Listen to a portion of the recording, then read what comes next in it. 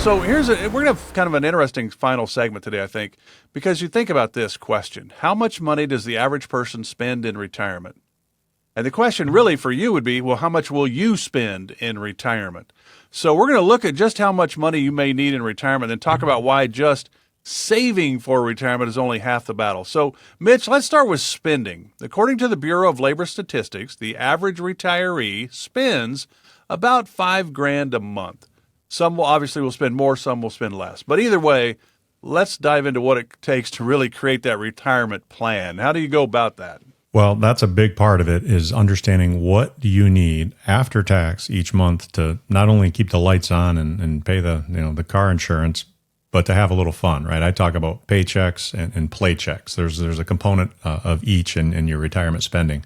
So that number's huge because that's the number we're going to kind of engineer the whole plan around. How do we get that in this example, $5,000 a month? How are we going to get that? If Social Security is around $2,000 and we need an extra $3,000 to get to the $5,000, how are we going to do that most efficiently?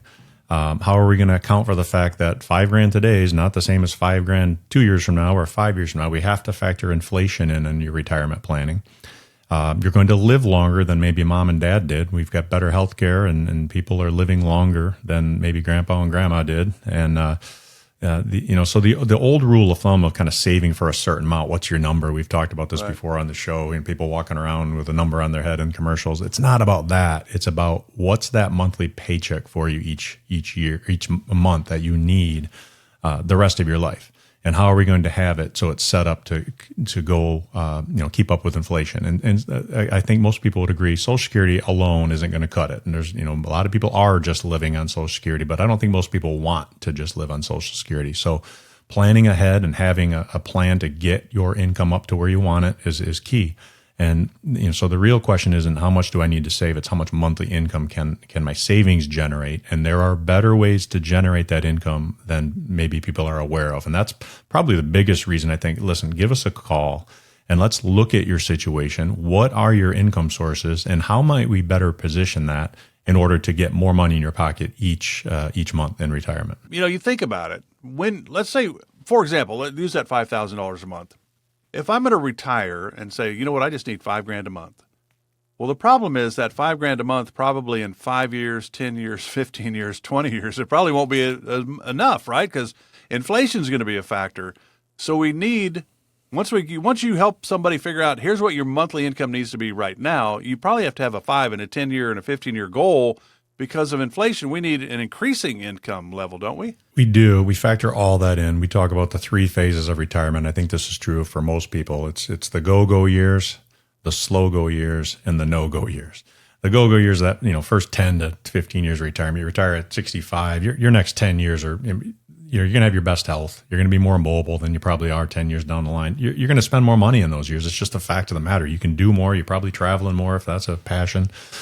And, but when you get to maybe 75, you're probably not doing as much traveling. You're not lugging suitcases around like maybe you used to. So there's going to be a dip in today's dollars in terms of maybe what you're spending, but there's still inflation factoring in, right? And then later on in life when you're, maybe 85, 90, it's kind of the no-go years. You're not leaving the house a whole lot and you're not spending as much as you did, 20 years previously. So we factor all that in, but you're right. I mean, inflation is still increasing the cost of living, and we need to factor that in. We have to have things in place to help you keep up with that because that's a big, big factor in retirement planning. Because the crazy part of this whole thing for you and your team at Mitch Lyons Wealth, I think, Mitch, is the fact that you don't know if somebody's going to have a health issue. You don't know if one's going to live to 75, the other one to 105. You don't know if they're both going to hit 100. You don't know if they're both going to pass away at 73. I mean, longevity to me and healthcare are 2 of the biggest unknowns. How do you kind of wrap it around all of that? I guess you just plan for a long time and hope for the best. I don't know. There's no hope. Well, there's a balance. There's a balance for sure. I mean, you want to, again, most people in those first 10 years are going to want to spend more. And we plan that in. We say, listen, your $5,000 a month is great, but reality of it is those first 10 years, you may want $7,000 or $8,000 because you're going to take that big trip with the kids or the grandkids and you want to spend more. So we can customize that plan where we're showing more money in those first 10 years. and then maybe say a 10% drop later on in those next 10 years. But you can't plan it all as though you're going to spend it all over 20 years and then all of a sudden you live 30, because that's going to be a problem, right? That's where you're moving in with the kids and nobody's happy. And so, yes, there's a balance. You have to plan for longevity. Yeah, obviously you want to live your life and have some fun along the way. But again, the sooner you plan that out and look at all the angles and put the measures in place to, hey, here's what's going to create the most income those first 10 years so we can enjoy life. Here's some strategies we're going to put in place on the chance that we do live longer than maybe what we think, or longer than mom and dad thought, or one of us at least lives, right? Because that's another problem people run into. One of those spouses dies, and now they lose the Social Security payment for that spouse. They lose the deduction for that spouse. So maybe they're making less, they're bringing home less, but they're actually paying more in taxes because they've gone to single payer filing status, and it can run into a lot of problems. Everything doesn't work in a vacuum. Right. It all impacts each other, and that's what our planning identifies and make sure you're mapped out to be successful. Yeah, so this is one of the opportunities to sit down with the team at Mitch, Lyons Wealth and talk about, because the loss of a spouse, you have the emotional trauma of losing a spouse. You've been married 20, 30, 40, 50 years. Now your spouse is no longer there. You have the emotional challenge of that. And then the government says, man, that's so cool. You were married for 50 years. We'll let you file your taxes the year of the spouse passing as a joint. But then after that, you have to do it as a single person. It's not uncommon to actually have less income and pay more in taxes when you lose a spouse. So that's a big part of Mitch's training for the team, is to help you figure out what happens if, right? And you think about it. Since, you're lucky enough, you have an NFL pension. You can kick it on now at any time you want to. But not everybody has pensions in today's world. And pensions, boy, if I had a Social Security and a pension, I'd be good. But I have a 401k. And that 401k, Mitch says, well, you might get this amount. You maybe won't get that amount. There are no guarantees with that. So how do you take the 401k world and IRA world of retirement and mold that into an income stream? A variety of ways, Mark. I mean, you can create a dividend-paying portfolio.